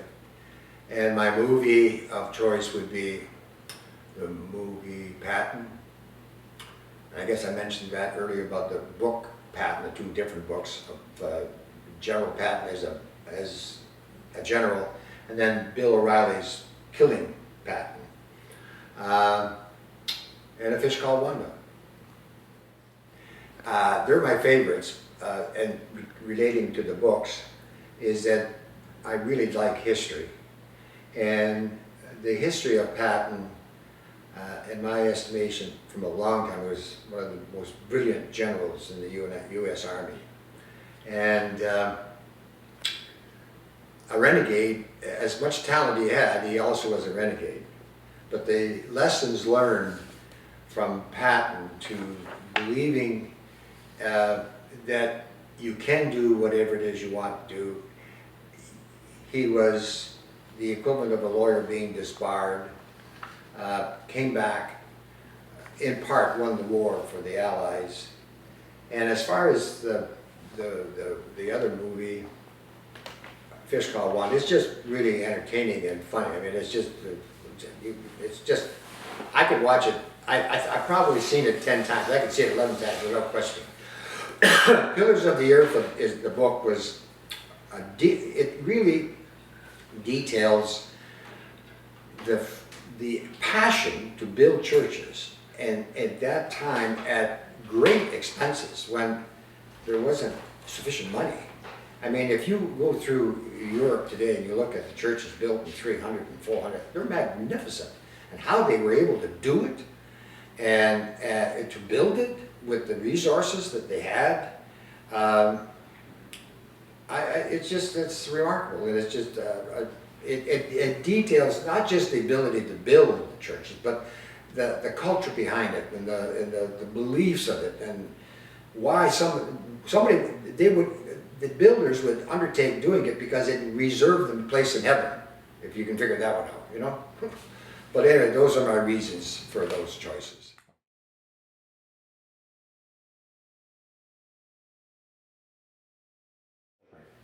Ah, yes. Well, I have 4 in total. 3 of them belong to you and Connie. After Olivia, that kid, it's not a kid, that person has a truckload of talent. A truckload of talent. When I spoke with him at length following Connie's intervention, I came away with the thought or the mindset of his talent, but the fear of failure resounded so much within me following that conversation. I wish he didn't have to live with that fear of failure, because he could look to his grandfather 1,000 times and follow his failures, John, Peter Massey's failures, and learn something from it, that you learn a great deal from failure if you've tried. But you have to try. You have to get your butt off the ground and try. If you don't try, you're not in the game. So you can't win. You're not in the game. That was my, because I knew Owen at 2 different stages in his life, as Owen and as Olivia, and I don't judge. I don't sit and judge in either one of those, but I think it would do Olivia a great deal of productivity and benefit to say to him, as I tried to say to him, there's no real failure in life. There isn't any. If you come away from it and learn something, there isn't any. With respect to Emma, this is just a bright, bright person, blessed with a load of your intellect, Kevin. To me, the resiliency of Connie sits with her as well. And she's just a great girl. She just is. Ava, to me, is my champ. That's what I call her, the champ. I just think I don't care what she does. She's going to be tremendously successful at it. She is always got a smile on her face. It's always sunshine. It's never cloudy. It's just, I'm living life and I love it. It's just a positive take. I call her my champ. Genevieve is a reincarnation, if that's possible, of Julie. That woman will try and do anything possible, and then she's got the same mind as Julie. And of course, because she is where she is, I see a lot of her. So, she's quite a girl. And in addition to my grandchildren that we just spoke of, I have 2 superb step-grandchildren. Gordon and Meads, 2 girls. And I've known them all my life, all their life. I've known them. I was present to Katie's birth in 2000. She easily was one of my favorite young children ever, as a child and as growing up. She's very headstrong. She's straight A student across the board, honorary, hands down. Will be going to the University of Florida in a couple of years.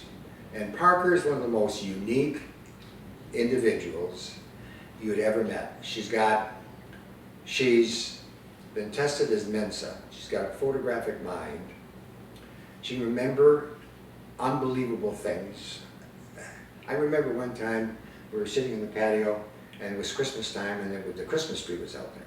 There was one little piece of Christmas decoration that had got broken, or at least wasn't on the tree. The tree is 12 feet high and loaded with Christmas ornaments. She asked, what happened to such and such a thing? What? Well, it was there last year. Remarkable memory, remarkable. And she'd make a great currency trader because she can recognize patterns like incredible. I mean, just gifted that way. And I see them often, and Fran spends a lot of time with them, and Katie's involved heavily with golf. She plays on the varsity golf team. They're great girls, and they live in Winter Park. They're getting a great education privately, and they're great kids. They're just great kids.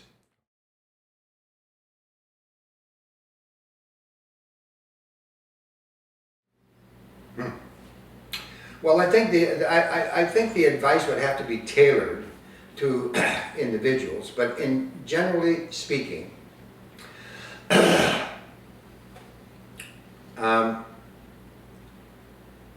you have to be true to what your commitments or goals are, and not be afraid to tackle them, not be afraid to go after them.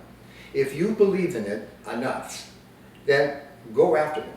Don't take shortcuts, because shortcuts bring shortcut results. Take the long road. If you can't decide, take the long road all the time. You will have failures. Guaranteed you'll have failures. You have to have the resilience of getting off of your butt, brushing yourself off, and getting right back into the ring again. You have to be able to do that. The world doesn't have any favorites. It doesn't know fairness from one to the other. You have to make your breaks. You have to play with the cards that you have been dealt with. You're not necessarily dealt with cards to be a physician or to be a firefighter, but you have been dealt cards. You have, like everybody. Play them to the best of your ability. Know to back away when you have to back away. And above all, look to win.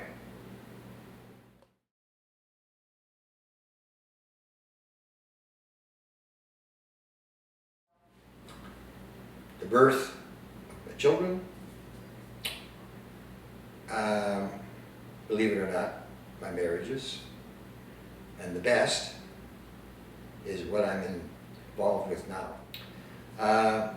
I guess I would try to depict I would say my United Airlines contract that I constructed when I was in the electronic display business. It was the first contract of its size in that industry, and the first of that size to any airline.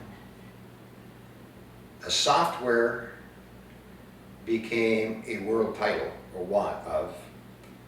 I didn't create the software, of course, but I gave what I wanted the software to do. And the United Airlines was a large contract. I mean, it took us public on its strength, and we can talk about that later. But this one passing moment, I was called to Chicago on a day's notice when I was putting this deal together, and I was in Michigan, and they wanted me to be at a meeting the next morning. and they had reserved a seat on one of the UAL flights out of Detroit to Chicago. They'd have someone pick me. It was like, it's urgent, like you gotta do this right now. So I said, what's this about? Well, there's a couple of us once that have to ask some questions, and we want to do it as a group. So okay. So I get there, I walk into this boardroom, conference table is from here to that wall, attended by 11 or 13 different people, engineers, purchasing agents, and operation people. And I have no what this is all about. I'm sitting there by myself, and how I pull this off, Kevin, I have no idea. I was inspired by something, but I answered their engineering questions. All of their questions over a 2-hour period, unprepared, with no notes or anything, and they pulled it on me intentionally the way they did. And it's what got us that multi-million-dollar contract. But it was scary and joyous at the same time.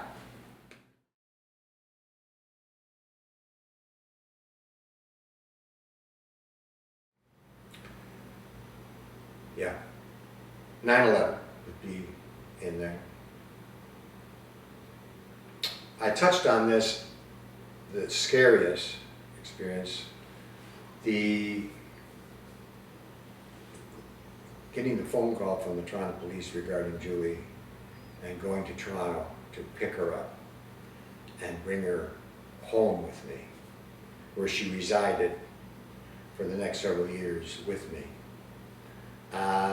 That time frame for Jane and for me was not knowing where she was and how she was the scariest of all time. And of course, I'd have to add, with the difficulty, the sudden passing of my mother was traumatic.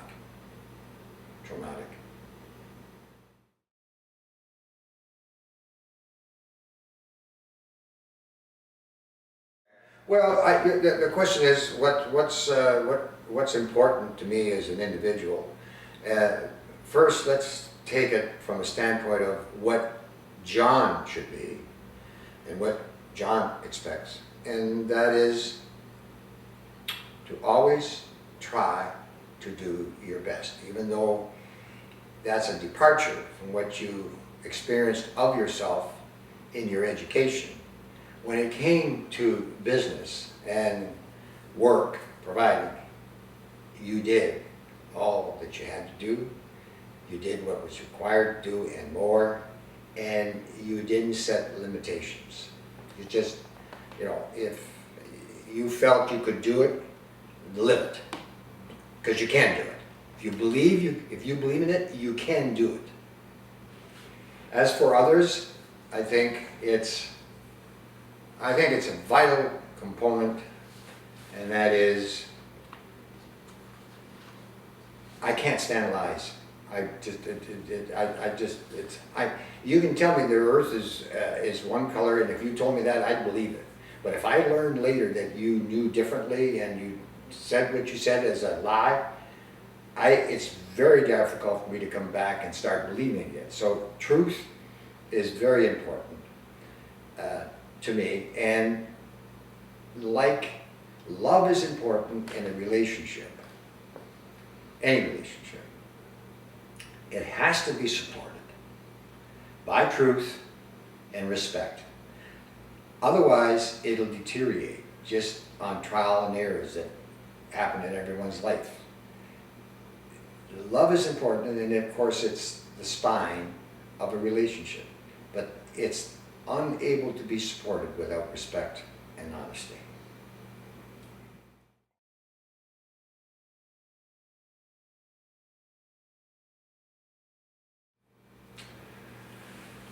Peace within yourself, harmony within your life,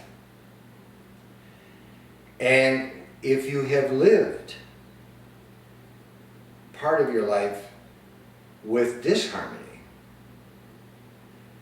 and stress through unpeaceful events, and you come to learn the other side that I just spoke of, life is so much easier. Life is so more accomplished.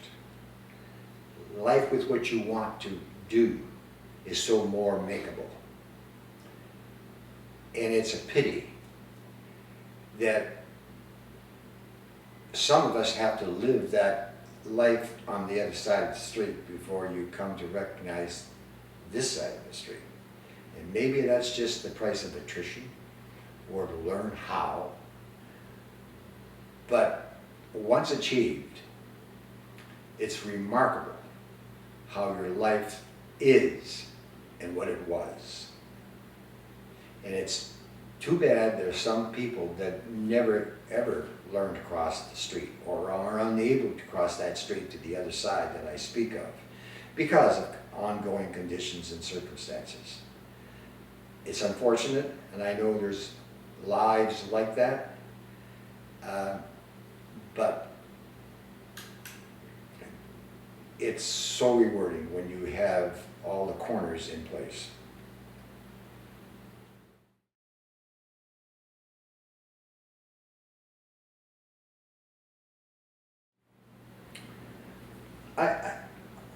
I've had untold failures and miseries that you'd say, well, wouldn't you like to escape that? Wouldn't you like to put that aside and just, can we detour that and get on with the, and you know, I don't think I would. I don't believe that I would, because for all of those miseries and failures is an equal part that you came away with a lesson, or something that you would learn, or something that you'd know you'd not want to do again.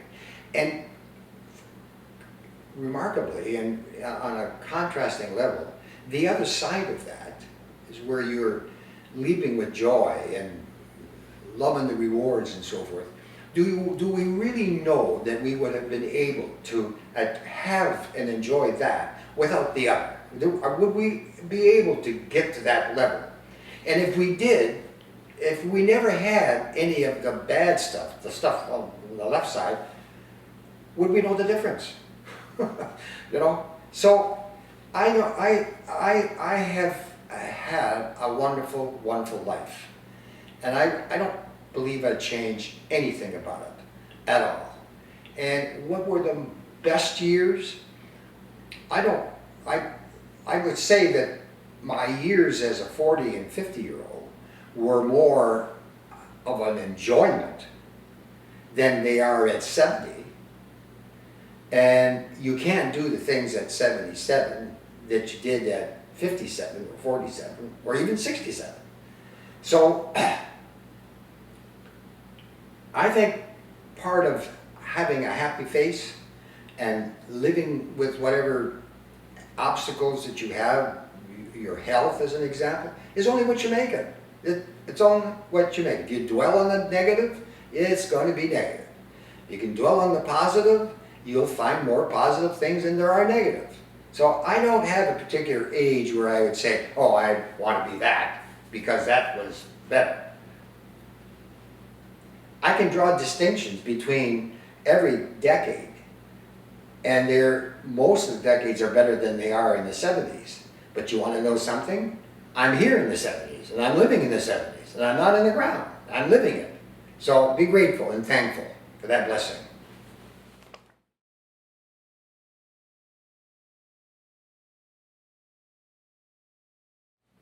Well, first, that I was a good father, or that I was a father that did not always do the thing that your children wanted you to do, but you tried to do what you thought was better. And sometimes that caused grievances and misgivings.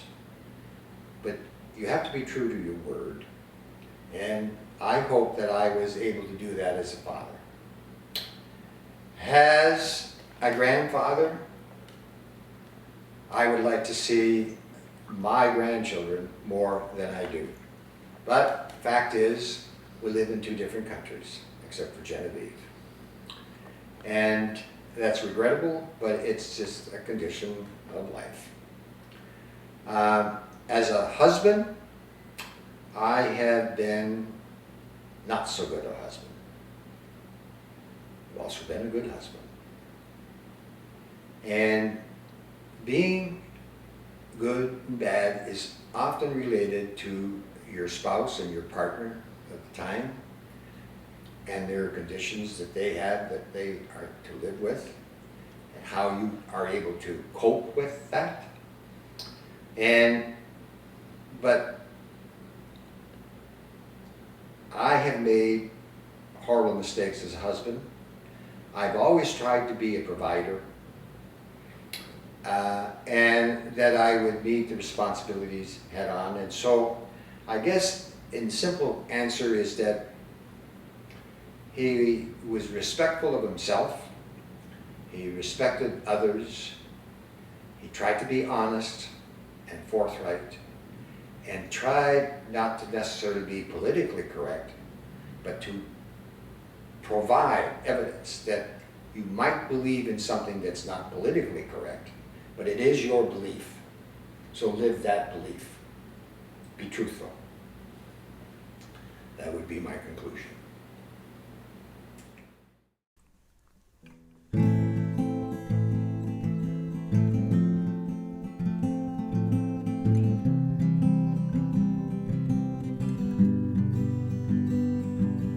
She stepped off of the boat to see flowers in his hand.